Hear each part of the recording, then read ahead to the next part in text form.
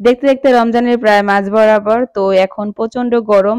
এই গরমে ইফতারে কলিজা ঠান্ডা করা একটা চিড়ার ডেজার্ট রেসিপি নিয়ে আসছি।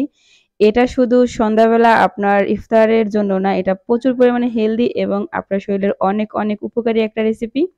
নিমিষে আপনার কলিজা ঠান্ডা হয়ে যাবে। আর নানান রকমের ফল দিয়ে এটা তৈরি। আর চিড়া আমাদের শরীরে অনেক অনেক উপকারী একটা রেসিপি। শুরু করি আজকের আমার এই চিড়ার ডেজার্ট আইটেম। তো আসসালামু আলাইকুম রহমতুল্লাহি বারাকাতু। কেমন আছেন সবাই? আশা করি সবাই আল্লাহর মতো অনেক ভালো আছেন। আমরা আলহামদুলিল্লাহ আল্লাহর অশেষ রহমতে অনেক ভালো আছি। তো আজকে আমি চিড়ার জন্য একটা চিড়া রেসিপি নিয়ে আসছি। তো এখানে আমি নিয়ে নিয়েছি লাল চিড়া। তো আপনারা চাইলে সাদা চিড়াটা নিতে পারেন, তবে লাল চিড়াটা বেশি ভালো।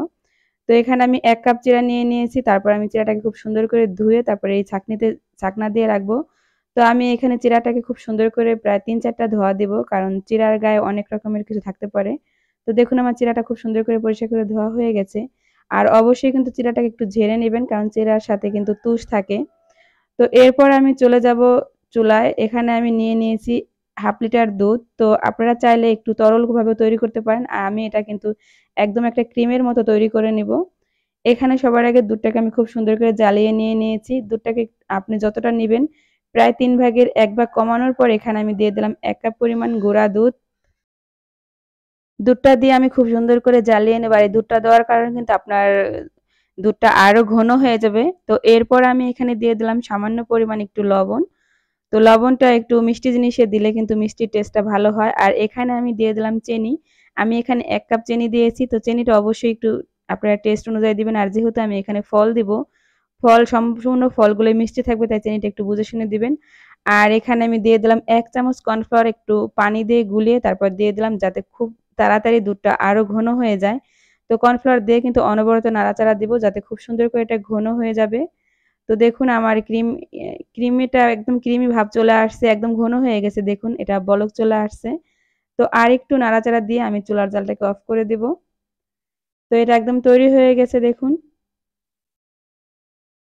তো এবার আমি চুলার জালটাকে অফ করে দিয়ে চলে যাব। এটা অবশ্যই কিন্তু ঠান্ডা করে নিতে হবে। এই গরম অবস্থায় কিন্তু দেওয়া যাবে না। আমি ওই ক্রিমিটাকে ঠান্ডা করে নিয়ে নিয়েছি। এবার আমি চিড়াটাকে একটা বাটিতে ঢেলে নিলাম। তো দেখুন আমার চিড়ায় কিন্তু একটুও পানি নাই, আর একদম ঝরঝরা। আবার চিড়াটা ভিড়ছেও খুব সুন্দর করে।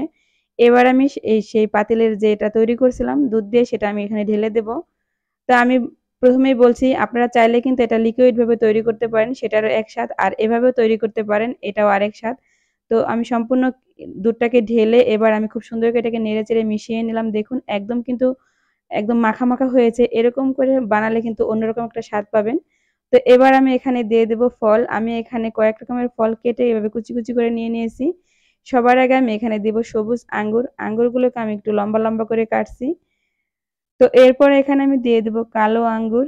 কালো আঙ্গুরগুলোকে আমি একইভাবে কাটছি। তো আপনারা চাইলে কিন্তু আরো অনেক রকমের ফল দিতে পারেন। তো আমার হাতের কাছে যে ফলগুলো আছে আমি এগুলো দিয়ে তৈরি করব। আর খেজুর কিন্তু রমজান মাসে আমাদের সবার ঘরেই থাকে। তো এখানে আমি একটু বেশি পরিমাণের খেজুরও লম্বা লম্বা করে কেটে নিয়েছি। এরপর আমি এখানে দিয়ে দিলাম আপেল। আপেলটাকেও আমি একটু লম্বা করে কাটছি। আর এখানে দিয়ে দিলাম কিছু আনারের দানা। এগুলো দিয়ে তারপর এখানে আমি সবশেষ এখানে দিয়ে দিলাম কলা। আমি এখানে ২ টা কলা এভাবে গোল গোল করে কেটে নিয়ে নিয়েছি। তো সবগুলো ফল আমি এভাবে দিয়ে তারপর আমি খুব সুন্দর করে এটাকে নেড়ে চেড়ে মিশিয়ে নেব। এটা কিন্তু ইফতারে আপনারা অবশ্যই রাখতে পারেন। এরকম একটা ডেজার্ট আইটেম কিন্তু আপনার ইফতারি কলিজাটা ঠান্ডা করে দিবে। আর এই রেসিপিটা তৈরি করে কিন্তু অবশ্যই নরমাল ফ্রিজে কমপক্ষে ৪-৫ ঘন্টা রেখে দিবেন। এটা যত ঠান্ডা খাবেন তত আপনার ভালো। যেহেতু এখন প্রচুর গরম, এই গরমে কিন্তু এরকম ঠান্ডা একটা রেসিপি খুবই পরিমাণ ভালো হয়। আমি দেখুন একদম এটাকে নেড়ে-চেড়ে একদম সেট করে নিয়ে নিয়েছি। তৈরি হয়ে গেল দারুণ মজার এই চিড়ার ডেজার্ট আইটেম। তো এটাকে আমি আরো একটু স্বাদ বাড়ানোর জন্য এখানে আমি দিয়ে দিলাম টক দই। আমি এখানে প্রায় ৩-৪ চামচ টক দই ব্যবহার করছি। আপনারা চাইলে টক দইয়ের পরিবর্তে মিষ্টি দই ব্যবহার করতে পারেন। তো আপনারা যখন ইফতারের টেবিলে এটা পরিবেশন করবেন, ঠিক ওই মুহূর্তে এই টক দইটা বা মিষ্টি দই যাই দেন তখন দিবেন। এই দইটা দেওয়ার কারণে কিন্তু স্বাদটা আরো বেড়ে যায়। আর আপনারা যারা এখনো এভাবে তৈরি করেন নাই, অবশ্যই কিন্তু একবার হলে এটা তৈরি করে খেয়ে আমাকে কমেন্টস করে জানাবেন। এটা দেখতে যেমন সুন্দর, খেতে কিন্তু দারুণ মজার হয়। আপনারা যারা এখনো খান নাই অবশ্যই খাবেন। আর বন্ধুরা, আমার চ্যানেলটিকে এখনো যারা সাবস্ক্রাইব করেন নাই, প্লিজ চ্যানেলটিকে সাবস্ক্রাইব করে চ্যানেলের সাথেই থাকবেন। আর ভিডিওতে যারা এখনো একটা লাইক দেন নাই, প্লিজ একটা লাইক দিবেন। আর এরকম নিত্য নতুন ভিডিও দেখার জন্য অবশ্যই অল অপশনটা অন করে দিবেন, যাতে আমি পরবর্তী কোনো ভিডিও আপলোড দিলে সবার আগে আপনাদের মাঝে পৌঁছে যায়। তো আজ এই পর্যন্তই শেষ করব। কথা হবে অন্য কোনো রেসিপিতে। সবাই ভালো থাকবেন, সুস্থ থাকবেন। আসসালামু আলাইকুম ওয়া রাহমাতুল্লাহি ওয়া বারাকাতুহু। আল্লাহ হাফেজ বন্ধুরা।